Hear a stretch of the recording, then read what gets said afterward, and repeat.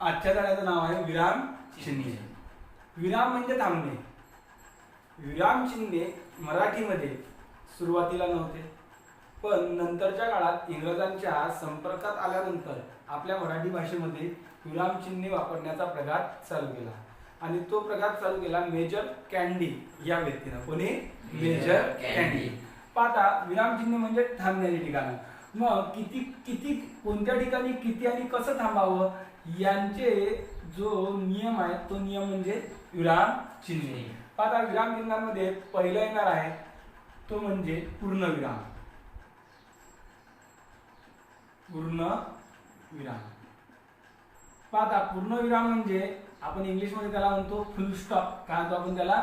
फुल stop. मग फुल stop हे दोन ठिकाणी वापरले जातात. किती ठिकाणी? दोन ठिकाणी. तर एक, कोणत्याही विधानार्थी वाक्याचा, कोणत्याही विधानार्थी वाक्याच्या शेवटी हा पूर्णविराम येतो. उदाहरणार्थ, राम क्रिकेट खेळतो. राम क्रिकेट खेळतो. पाहून घ्या, कोणत्याही विधानार्थी वाक्याच्या किंवा कोणत्याही वाक्याच्या शेवटी हा पूर्णविराम येतो. हा पहिला नियम. आणि दुसरा नियम, कोणत्याही नावाचा संक्षेप, कोणत्याही नामाचा संक्षेप दाखवण्यासाठी सुद्धा पूर्णविरामाचा वापर होतो. उदाहरणार्थ, समजा एखाद्याचं नाव आहे किंवा पुरुषोत्तम लक्ष्मण देशपांडे, तर आपण त्याला लिहितो पु ल देशपांडे. पु ल देशपांडे.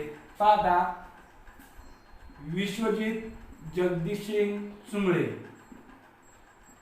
चुंगडे. आता इथं काय केलं आपण, या नामांचे संक्षेप दाखवण्यासाठी म्हणजे शॉर्टकट दाखवण्यासाठी आपण काय वापरलेलं आहे? फुल स्टॉप म्हणजेच पूर्णविराम. म्हणजे पूर्णविरामाचा पहिला उपयोग हा विधानार्थी वाक्याच्या शेवटी नेहमी वाक्याचा शेवट करण्यासाठी पूर्णविरामाचा वापर होतो. आणि कोणत्याही नावाचा संक्षेप दाखवण्यासाठी सुद्धा आता आपण नेहमी लिहितो की काय चालू आहे माझं? BA. असंच लिहितो ना. काय चालू आहे माझं? BCom. काय चालू आहे तुझं? BCom. मग BA असो BCom असो हे काय येणार आहे? तर कोणत्याही नावाचे संक्षेप येणार आहे. मग हा झाला कोणता? पूर्णविराम. सर दुसरा आहे स्वल्पविराम. स्वल्पविराम. आता स्वल्पविराम म्हणजे काय? आपण त्याला कॉमा म्हणतो इंग्लिश मध्ये. काय तो आपण त्याला? कॉमा. आणि या स्वल्पविरामाचे सुद्धा दोन उपयोग आहेत. किती उपयोग आहेत? आता पहिला उपयोग असा आहे, एकाच जातीचे अनेक शब्द असले. काय म्हटलं मी? एकाच जातीचे अनेक शब्द असले तर स्वल्पविरामाचा वापर होतो. पाहता, उदाहरणार्थ, या वर्गात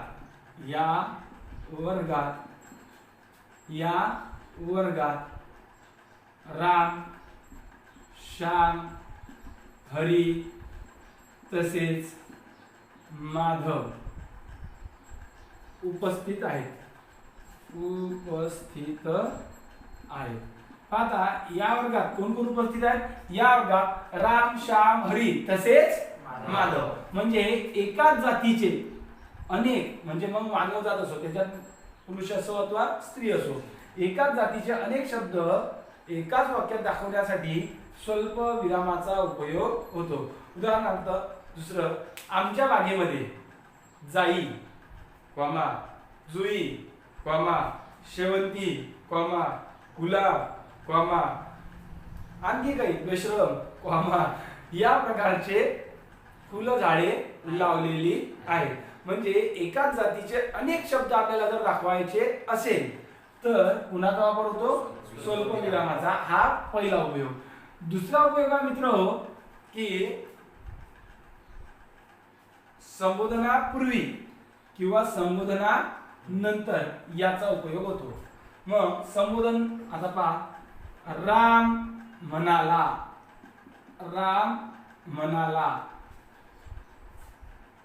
मी येणार नाही. राम म्हणाला मी येणार नाही. मग रामचं संबोधन काय? मी येणार नाही. मग याच्या आधी काय घेतला आपण? कॉमा. पण कॉमा म्हणजेच काय हो? स्वल्पविराम. मग लक्ष द्या. पाहता पुन्हा, संबोधना आधी किंवा संबोधना नंतर स्वल्पविरामाचा उपयोग होतो. उदाहरणार्थ मी येणार नाही, मी येणार नाही, राम म्हणाला, राम म्हणाला. म्हणजे संबोधनापूर्वी किंवा संबोधनानंतर स्वल्प विरामाचा उपयोग होतो. आता तिसरा पाहता, स्वल्पविराम आणि वरचा कोणता पूर्णविराम हे दोघंही एकत्र केले तर त्याला म्हणतात त्याला म्हणतात अर्धविराम. अर्धविराम. आता लक्ष द्या, अर्धविराम हा पूर्णविरामाचा हा पूर्ण आणि हा स्वल्पविरामाचा हा स्वल्पविराम. मग पूर्णविराम आणि स्वल्पविराम एकत्र केले की त्याला काय म्हणतात अर्धविराम. आणि अर्धविरामाची सुद्धा पाहता महत्वाचा उपयोग आहे की कोणती पाहता दोन वाक्य उभयान्वी अव्ययाने कंसात न्यूनत्वबोधक दोन वाक्य न्यूनत्वबोधक उभयान्वी अव्ययाने जोडताना अर्धविरामाचा वापर होतो. कशाचा वापर होतो? अर्धविरामाचा वापर होतो. पाहता लक्ष द्यायचं, मी स्टेशन वर गेलो, मी स्टेशनवर गेलो होतो, मी स्टेशनवर गेलो होतो अर्धविराम. पण रेल्वे निघून गेली होती, रेल्वे निघून गेली होती. पाहता अर्धविराम म्हणजे काय? जेथे स्वल्पविरामापेक्षा किंचित जास्त थांबावे लागते असं ठिकाण हे अर्धविरामाचं असते. किंवा दोन वाक्य उभयान्वी अव्ययाने कंसात कोणत्या न्यूनत्वबोधक दोन वाक्ये उभयान्वी अव्ययाने जोडताना सुद्धा अर्धविरामाचा वापर होतो. फक्त एक ध्यानात ठेवा, स्वल्प विरामापेक्षा किंचित जास्त थांबावं लागते. आता मी वाचता किंचित जास्त थांबतो. मी स्टेशनवर गेलो होतो पण गाडी निघून गेली होती. पाहता आपण किंचित जरा जास्त थांबलो. नाही तर आपण जेव्हा स्वल्पविराम होतो तसं काय आमच्या बागे जाई, जुई, शेवंती, चमेली असं थांबताना आपण किंचित कमी थांबतो. पण याच्या वेळेस काय करतो? मी स्टेशनवर गेलो होतो पण गाडी निघून गेली. म्हणजे स्वल्प विरामापेक्षा किंचित जास्त थांबण्याचं ठिकाण म्हणजे अर्धविराम. नक्की लक्षात आलं? हा त्याचा महत्वाचा उपयोग. त्यानंतर चौथा चिन्ह आहे अपूर्ण विराम. अपूर्ण विराम किंवा त्यालाच म्हणतात विसर्ग चिन्ह. विसर्ग चिन्ह पाहता हे आहे विसर्ग चिन्ह, माहिती असेल ना? आपला आहाचा आहे विसर्ग चिन्ह. याचे सुद्धा मित्र दोन उपयोग आहेत. याचा पहिला उपयोग आहे वाक्यातील गोष्ट म्हणजे वाक्यात जे सांगायचं आहे ते वाक्यानंतर दुसऱ्या वाक्यात सांगायचं असेल तर तेव्हा अपूर्ण विरामाचा उपयोग होतो. म्हणजे काही गोष्टी मेन वाक्यात न सांगता समोरच्या वाक्यात सांगण्यासाठी अपूर्ण विरामाचा उपयोग होतो. उदाहरणार्थ आता काय म्हटलं मी की वाक्यातील गोष्ट वाक्यानंतर सांगायची झाल्यास, वाक्यातील गोष्ट वाक्यानंतर सांगायची झाल्यास अपूर्ण विराम किंवा विसर्ग चिन्हाचा उपयोग होतो. आता प्रार्थनेनंतर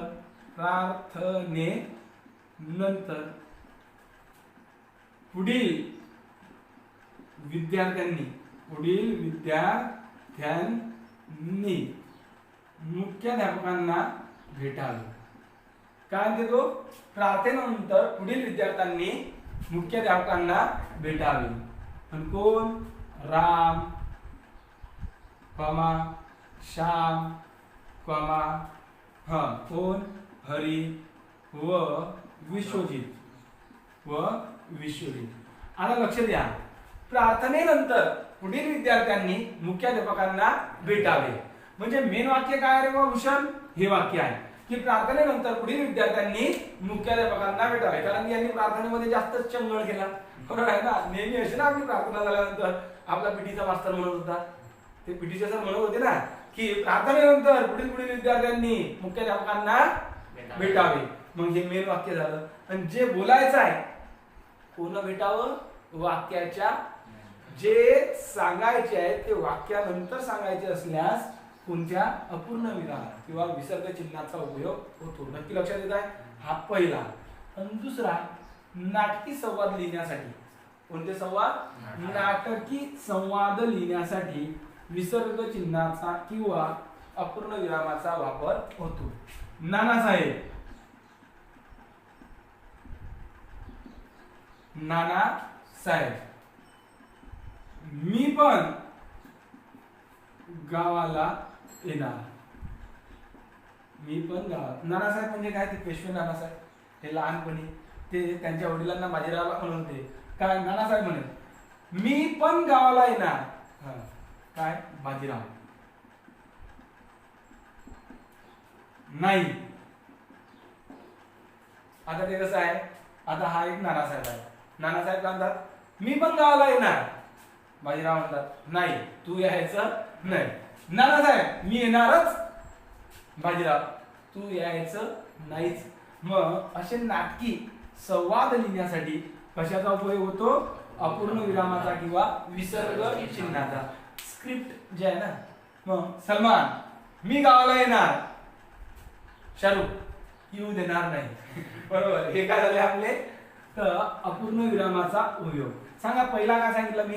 वाक्यात जे सांगायचे आहे ते वाक्यानंतर सांगायचे असेल, वाक्यातील गोष्ट वाक्यानंतर सांगायची असेल तर अपूर्ण विरामाचा उपयोग होते. बरोबर आहे ना. आणि दुसरं कोणतं? बरोबर आहे, नाटकी संवाद. आता पुढचा आहे पाचवं. लक्ष द्या. उद्गार चिन्ह. उद्गार चिन्ह. उद्गार चिन्ह माहित असेल तुम्हाला. मग पाहा, उद्गार चिन्ह वाक्यातून जेव्हा बोलणाऱ्याच्या मनातील उत्कट भाव व्यक्त होतो. सांगितलं तुम्हाला, अति उच्च भाव.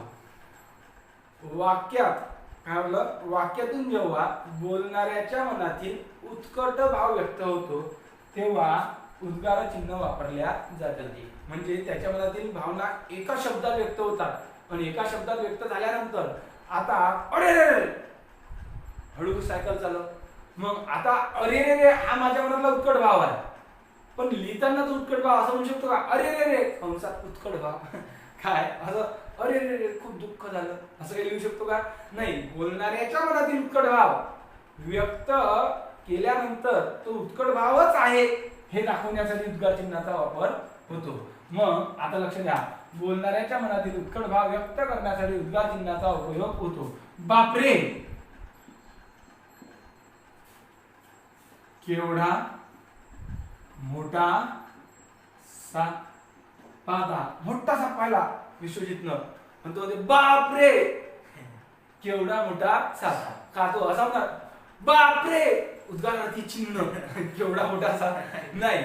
हे ध्यानात ठेवा. हे चिन्ह काय करते? हे चिन्ह आलं म्हणजे तिथं कुठेतरी एक्स्ट्रीम काय म्हणतात परिस्थिती आहे, अतिउच्च परिस्थिती आहे की त्याला एकदम भयानक परिस्थिती निर्माण झाली आणि त्याच्या मनातला अतिशय मोठा भाव, उत्कट भाव तिथं व्यक्त झाला.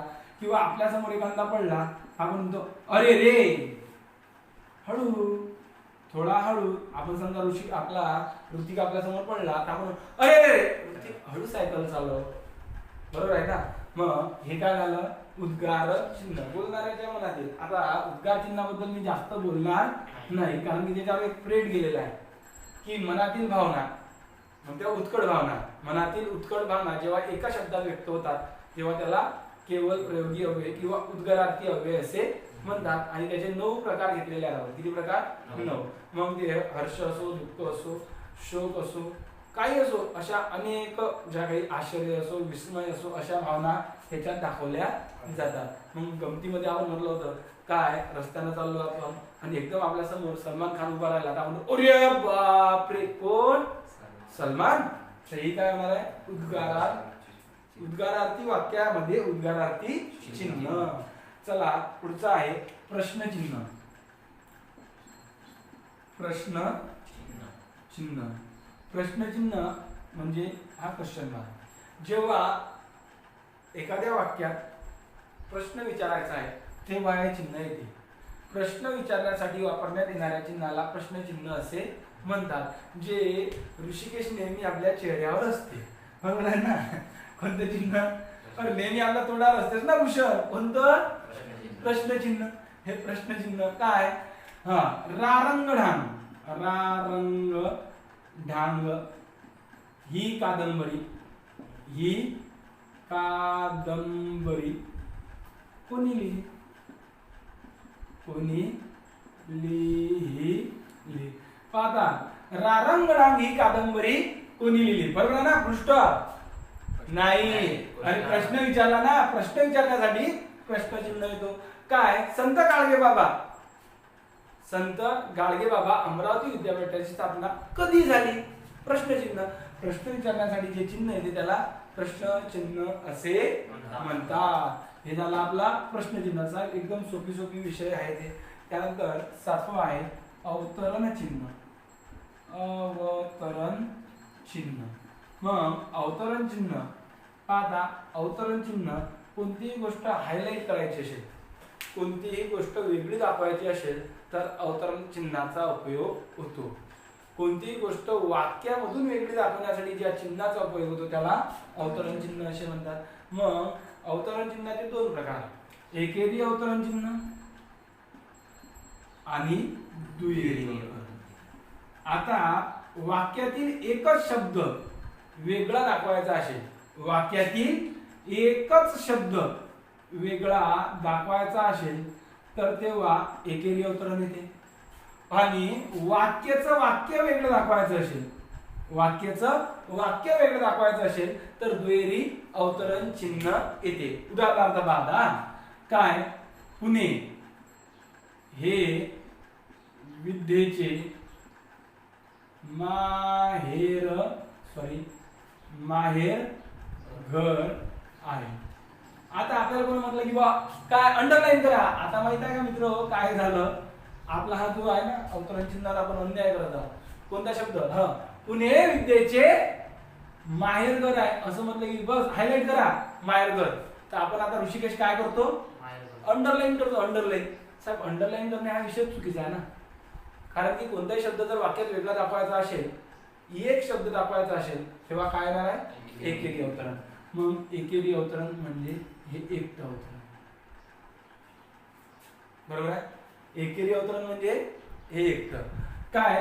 गीताई हा ग्रंथ कोणी लिहिला? कोणी लिहिला हा प्रश्न आहे.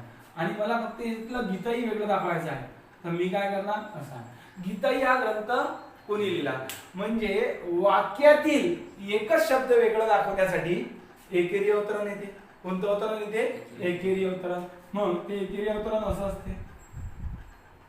आणि आता वाक्याचं वाक्य वेगळं दाखवायचं असेल, वाक्याचं वाक्य वेगळं दाखवायचं असेल तर दुहेरी अवतरण येते. कोणतं येते? दुहेरी अवतरण. काय? रघु म्हणाला कॉमा एकी हे बळ आहे. रघु म्हणाला एकी हे बळ आहे. पाहता, रघु काय म्हणाला? एकी हे बळ आहे. म्हणजे याचं एक वेगळंच वेगळं आपल्याला काय दाखवलं आपण? वाक्य. म्हणजे पूर्ण वाक्य वेगळं दाखवायचं असेल तर दुहेरी अवतरण आणि वाक्यातील एकच शब्द वेगळा दाखवायचा असेल तर एकेरी अवतरण.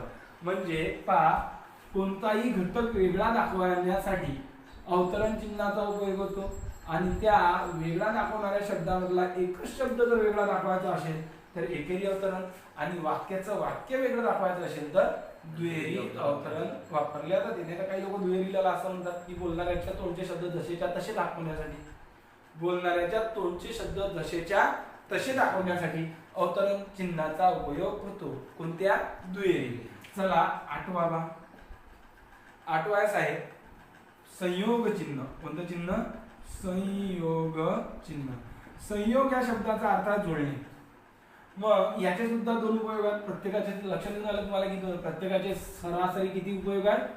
2 उपयोग आहेत. मग संयोग चिन्हाचा आहे 2 शब्द जोडण्यासाठी. किती? 2 शब्द जोडण्यासाठी हा संयोग चिन्हाचा उपयोग होतो. काय? गाडी कुठे चालली? पुणे ते मुंबई.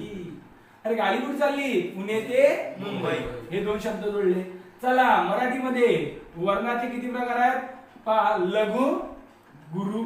अरे किती प्रकार आहेत, लघु आणि गुरु. उच्चारानुसार ना, उच्चारानुसार. तसे तर वर्णाचे 3 प्रकार आहेत, स्वर, स्वरादी आणि व्यंजन. पण उच्चारानुसार लघु आणि गुरु. चला दोन शब्द जोडण्यासाठी काय वापरले जाते, जे चिन्ह वापरले जाते त्याला म्हणतात संयोग चिन्ह. सॉरी पहा, अवतरण चिन्ह लिहायचे आहे.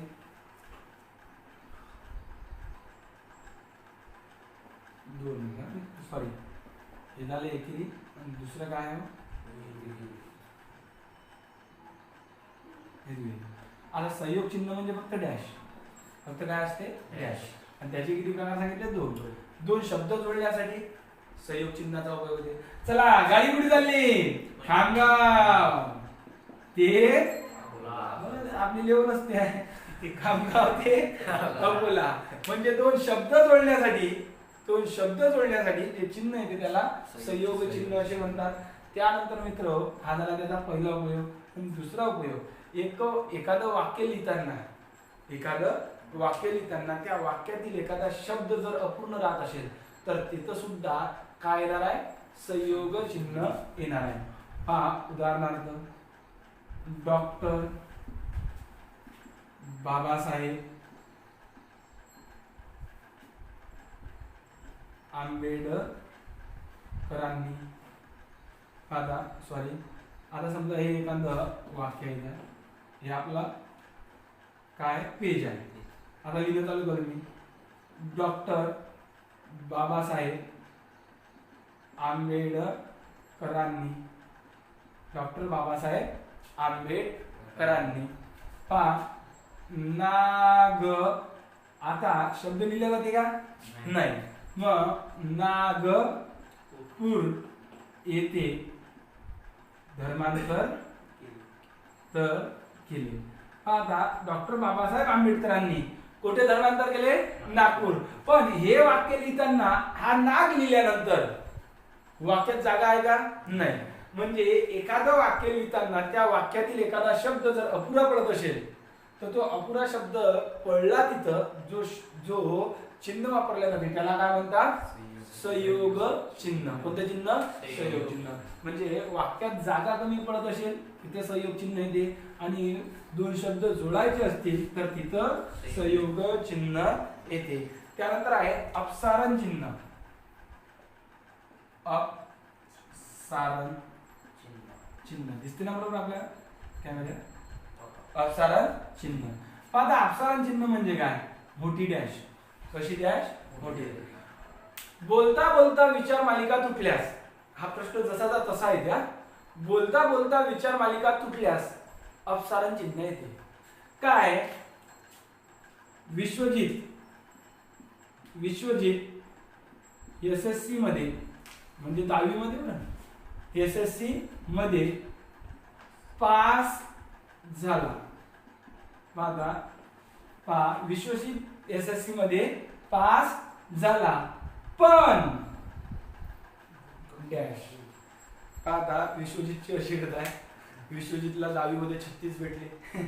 मग आपण काय म्हणतो, विश्वजित 10वी मध्ये पास झाला पण, आता समोर सांगू नको भाऊ काय आता, कारण की मालिका तुटली. गडी 36% ऍडमिशन कुठेच नाही, घरीच आहे, डवरे व्हायले, बरोबर आहे ना. आता विश्वजित एसएससी मध्ये पास झाला पण मार्क तर काही जास्त भेटले नाही. म्हणजे बोलता बोलता विचार मालिका काय झाली, तुटली.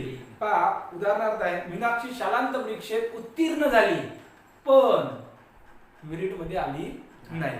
पण मेरिट मध्ये आली नाही हे नाही, फक्त एवढंच होतं, मीनाक्षी शालांत परीक्षेत उत्तीर्ण झाली पण. म्हणजे बोलता बोलता विचार मालिका तोडल्या जाते. तिचं कोणतं चिन्ह आहे ते, अपसारण. आणि ते चिन्ह लहान नाही येत, थोडं काय ते लांब. कारण की आता हे जे वाक्य म्हटलं तर ऋषिकेशला माहित आहे, विश्वजित एसएससी मध्ये पास झाला पण मेरिट ग्रेड कडे काही आला नाही. म्हणजे काहीतरी पास होण्यातही दुःख आहे, बरोबर आहे ना. हे याच्यात व्यक्त होते. परीक्षेत आलेला सेम प्रश्न आहे, कारण की साहेब हे चिन्ह आता प्रयोगातून बाद झालेलं आहे. कारण की लोकांना बोलण्याची इतकी भारी सवय झालेली आहे की ते बोलूनच जातात, पण मिनिट आला नाही. मग म्हणून हे परीक्षेत आलेलं वाक्य कसं आहे, बोलता बोलता विचार मालिका तुटल्यास कोणते चिन्ह येते? तर कोणते चिन्ह येते? अपसारण चिन्ह येते. नक्की लक्षात आलं? चला पुढचा आहे काकपद.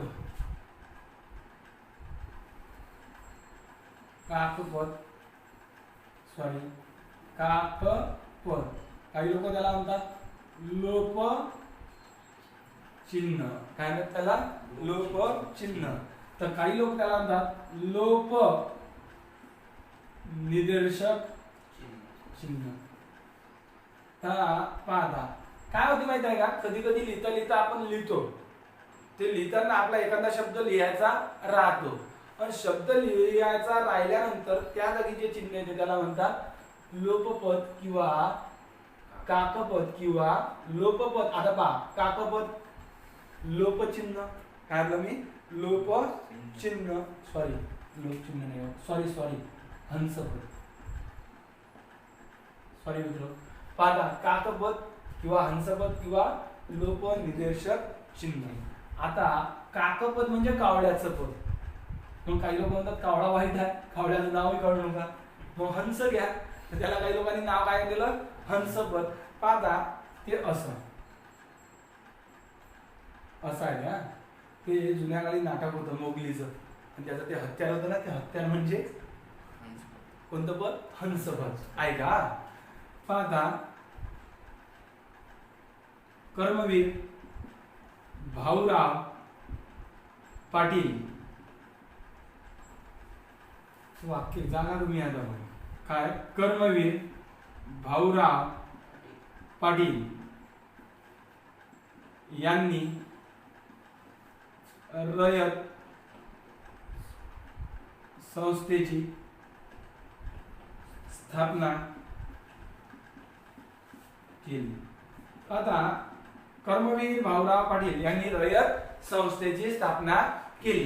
पाहता वाक्य काय? कर्मवीर भाऊराव पाटील यांनी रयत संस्थेची स्थापना केली. मग ऋषिकेश आपल्या लक्षात येते की कर्मवीर भाऊराव पाटील यांनी रयत शिक्षण संस्थेची स्थापना केली. म्हणजे आता हे चिन्ह इथं मारलं तर इथं कोणता शब्द पाहिजे होता? शिक्षण. म्हणजे पाहता काय म्हणणं याचं की एखादे वाक्य लिहिताना एखादा शब्द लिहायचा राहिल्यास राहिलेल्या शब्दाच्या जागी जे चिन्ह येते त्यालाच काकपद, हंसपद किंवा लोपनिर्देशक चिन्ह असे म्हणतात. पण आता काय झालेलं काय माहित आहे का, या चिन्हानं भलतीशीच वेगळी जागा घेतलेली आहे. लोक काय करतात त्याला असा बाण मारतात. बरं, काही लोक तर इतके खतरनाक असतात, असा बाण मारतात किंवा हे कुठे आहे इथं आहे, पण त्याचं ओरिजिनल चिन्ह कोणतं आहे तर हे एवढंच चिन्ह आहे किंवा हा शब्द कुठे पाहिजे इथं. म्हणजे लिहिता लिहिता एखादा शब्द राहिलास त्या राहिलेल्या शब्दाच्या जागी जे चिन्ह येते त्याला काकपद, हंसपद किंवा लोकनिर्देशक शब्द, लोकनिर्देशक चिन्ह असे म्हणतात. नक्की लक्षात आलं? चला पुढचं आहे 11वं लोपचिन्ह. लोपचिन्ह साहेब, लोपचिन्ह म्हणजे एकदम सोपा विषय आहे. रिकाम्या जागा भरा. बरोबर आहे ना? काय एखाद्या वाक्यातील काही शब्द लोप होऊन पुढचे वाक्य जर येत असेल तर त्याला कोणतं म्हणतात? लोपचिन्ह. काय वाक्य आहे? राधेय ही कादंबरी यांनी लिहिली. आता काय देतो? राधेय ही कादंबरी यांनी लिहिली. राधेय ही कादंबरी रिकामी जागा यांनी लिहिली. या रिकामी जागालाच मराठीत काय म्हणतात? चिन्हांच्या ह्याच्यात लोप चिन्ह. चला, राधेय ही कादंबरी रिकामी जागा यांनी लिहिली. कोणी लिहिली हो? रणजित देसाई. कोणी लिहिली? रणजित देसाईंनी. म्हणजे साध्या भाषेत लोपचिन्ह म्हणजे काय तर रिकाम्या जागा भरा. पुढचा आहे ठाकूर साहेब 12वं यथोपरी चिन्ह. यथोपरी चिन्ह. आता यथोपरी चिन्ह म्हणजे काय, तर काही गोष्टी अशा असतात वरच्या वाक्यात लिहिल्यानंतर बऱ्याचशा गोष्टी खालच्या वाक्यात जशाच्या तशा घ्याव्या लागतात. वरच्या वाक्यातील बऱ्याचशा गोष्टी जेव्हा खालच्या वाक्यात जशाच्या तशा घ्याव्या लागतात तेव्हा जे चिन्ह येते त्याला यथोपरी चिन्ह असे म्हणतात. पाहता काय माहित आहे का, नेहमी आपल्या मुलांकडे एक काम असते. एखाद्या नामुकाला गेला तर एखाद्या आबा येतात, ओ शिकलास तू, इकडे इकडे इकडे इकडे, हे लिही बरं, काय लिही. मग काय त्या नामुकाला गेले, विश्वजित चुंबळे, विश्वजित चुंबळे. हा सांगा गाव सांगा. सोमठाणा. हे गाव अमेरिकेचे आहे. कोणते? सोमठाणा. आणि किती रुपये? नाही 100 कोणते, कोणत्या चुंबळेचा भाऊ याच्यापेक्षा शिल्लक गेलेले 101. त्यानंतर चला कोण, ऋषी पाटील, ऋषी पाटील. चला कोणतं गाव, सोमठाणा. चला किती देतात, 1000. दिलदार माणूस आहे, 1001. चला कोण, बंटी पाटील, कोण, बंटी पाटील. चला गाव कोणतं आहे, सोमठाणा. आणि किती आहे, 1001. याने किती दिला, 1001. जाऊ त्या ठाकूर रागानं पाहून आले 1001. मग याने किती दिले, 1001. आणि याने काय दिले, 1001. मग आपण हे डूचं चिन्ह वापरतो. कोणतं चिन्ह, डूच. हे डू म्हणजे यथोपरी चिन्ह. म्हणजे वाक्यातील काय, विश्वजित चुंबळे सोमठाणा 1001, ऋषी पाटील सोमठाणा म्हणजे डू. वरच्या वाक्याला जशाचा तसा शब्द खाली. आणि भाऊने किती दिली वर्गणी, 1001. बंटी पाटील किती, सोमठाणा. आणि किती, 11 येत नाही गडी, पण 1001. म्हणजे वरच्या वाक्यातील बरेचसे शब्द जसेच्या तसे खालच्या वाक्यात घेण्याच्यासाठी जे चिन्ह येते त्यालाच यथोपरी चिन्ह असे म्हणतात. पण हे आपण मनानच तयार केलेलं आहे. हे चिन्ह आपण तयार केलेलं, सध्या ते अजून तसं झालेलं नाही. तर यथोपरी चिन्ह येते असं. काय, बंटी पाटील कुठे हो, सोमठाणा. वरच्या वाक्यातील जसंच तसं.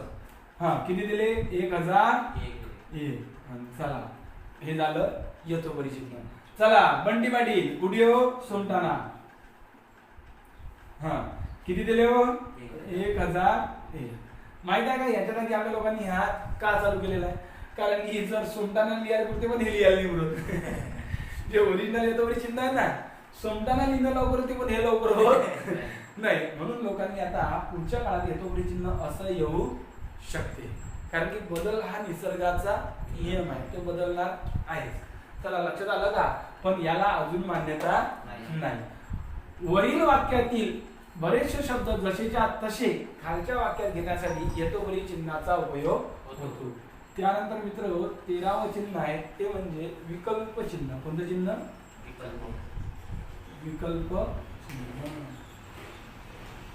विकल्प चिन्ह त्याला आपण म्हणतो ऑब्लिक. काय, हा कुणाला, भूषणला. भूषणला चहा ऑब्लिक कॉफी हवी. भाऊले काही चालते ना हो. आता काय, भूषणला चहा किंवा कॉफी हवी. इथं किंवा लिहिण्यापेक्षा विकल्प हे किंवा ते. काय, भूषणला दोन्हीच्या दोन्ही पाहिजे, चहा किंवा कॉफी. दोहोपैकी एकाची निवड करताना विकल्प चिन्ह येते. बरोबर आहे ना. मी अमरावती ऑब्लिक पुण्यात ऍडमिशन घेईल. एक तर अमरावतीत एक तर पुण्यात, म्हणजे दोपैकी एकच होईल, तेव्हा त्याला म्हणतात विकल्प चिन्ह. कोणतं चिन्ह, विकल्प. मला चहा ऑब्लिक कॉफी हवी, काय येणार आहे, शब्द हवं, काय येणार आहे, विकल्प चिन्ह. दोपैकी एकाची निवड किंवा पर्याय दाखवण्यासाठी ज्या चिन्हाचा उपयोग होतो त्याला विकल्प चिन्ह असे म्हणतात. चला पुन्हा एक वेळ विराम चिन्हे. सर मराठीमध्ये सुरुवातीला विराम चिन्हे नव्हतेच. जर ज्ञानेश्वरी पाहिली ना, ज्ञानेश्वरी अशी होती, ओम नमो जी आद्या वेद प्रतिपाद्या जय जय सुसम विद्या आत्मरूपा. काही याच्यात कॉमेंट होते ना, काही नव्हते. एक सरळ भाषा होती, आपली सरळ भाषा होती. परंतु जेव्हा इंग्रजीचा संपर्क आला मराठीशी, तेव्हा विराम चिन्हे किंवा कुठे कुठे थांबावं लागते. ते थांबण्याचे ठिकाण चालू झाले त्यालाच म्हणतात विराम चिन्हे. आणि तो वापरण्याची सुरुवात केली मेजर कॅन्डी या व्यक्तीनं. कोणी? Major Candy. मग आता पहिला कोणता विराम आहे? पूर्णविराम. पूर्णविराम म्हणजे काय तर लक्षात ठेवा पूर्णविरामाचा उपयोग कुठे होतो तर दोन ठिकाणी. पहिला उपयोग लक्ष द्या, आता थोडं इन्व्हॉल्व व्हायचं बोलण्यासाठी कारण की आता झाल्यानंतर रिव्हिजन मारत आहोत. पहिला उपयोग असा होता विराम चिन्हाचा की कोणत्याही वाक्याच्या शेवटी पूर्णविराम येतो, हा पहिला उपयोग. आणि त्यानंतर कोणत्याही नावाचा संक्षेप दाखवण्यासाठी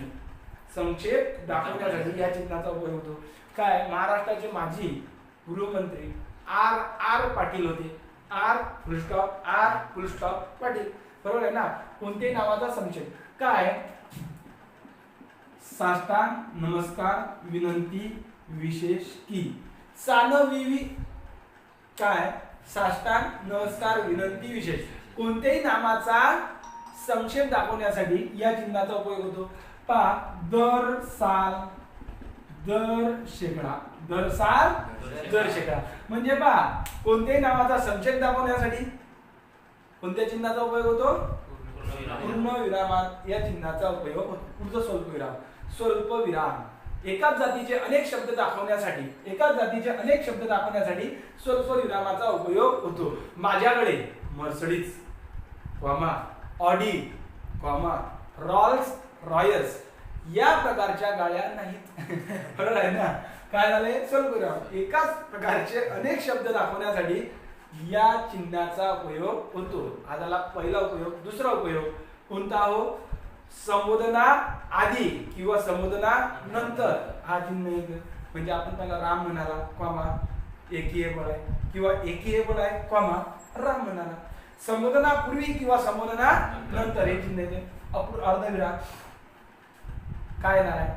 दोन वाक्य व्याने जोडताना हे चिन्ह येते की ज्या ठिकाणी पण कधी की ज्या ठिकाणी स्वल्प विरामापेक्षा किंचित जास्त थांबावे लागते. बरोबर आहे ना. काय ऋतिकने खूप अभ्यास केला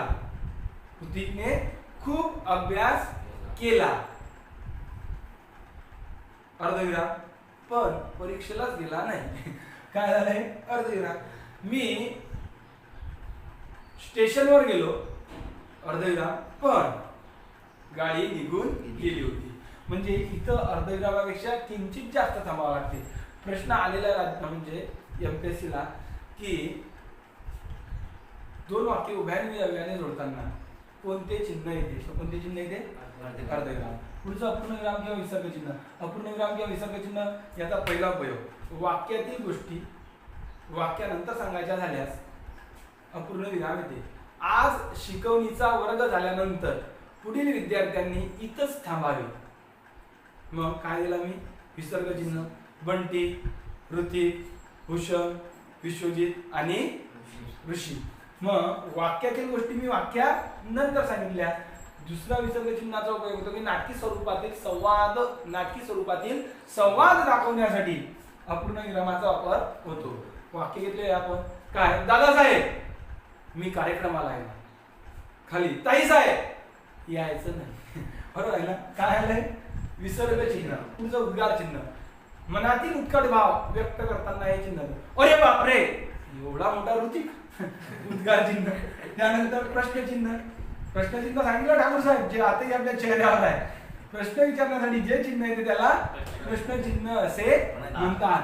आज क्लास लवकर होतो वाटते. प्रश्न चिन्ह. काय? प्रश्न चिन्ह. आज क्लासला सुट्टी आहे वाटते. प्रश्न चिन्ह. पहा हे काय येणार आहे? प्रश्न विचारण्यासाठी ज्या चिन्हाचा उपयोग होतो त्याला प्रश्न चिन्ह असे म्हणतात. अवतरण चिन्ह. मग अवतरण चिन्ह वाक्यातील काही घटक वेगळं दाखवण्यासाठी अवतरण चिन्हाचा उपयोग होतो. वाक्यातील एकच शब्द वेगळा दाखवण्यासाठी एकेरी अवतरणाचा, तर वाक्याचं वाक्य वेगळं दाखवण्यासाठी दुहेरी अवतरण चिन्हाचा उपयोग होतो. सहयोग चिन्ह. दोन शब्द जोडण्यासाठी सहयोग चिन्हाचा वापर होतो. हा पहिला उपयोग. आणि सहयोग चिन्हाचा दुसरा उपयोग कोणता आहे म्हणते? तर वाक्य लिहिताना एखादा शब्द अर्धवट राहिला तर ते दाखवण्यासाठी सहयोग चिन्हाचा उपयोग होतो. अपसारण चिन्ह. बोलता बोलता विचार मालिका तुटल्यास अपसारण चिन्हाचा उपयोग होतो. पुढचा काकपद हंसपद किंवा लोपनिदर्शक चिन्ह.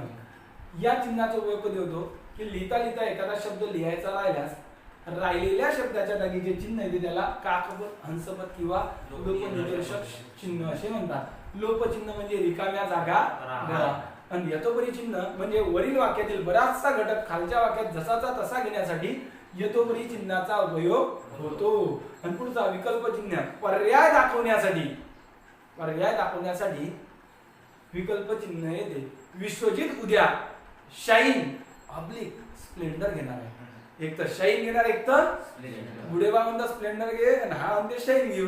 म्हणजे काय पर्याय आहे, एक तर स्प्लेंडर एक तर शाईन. अशा प्रकारे आपला एक महत्वाचा धडा इथं संपलेला आहे. त्याचं नाव आहे विराम चिन्हे.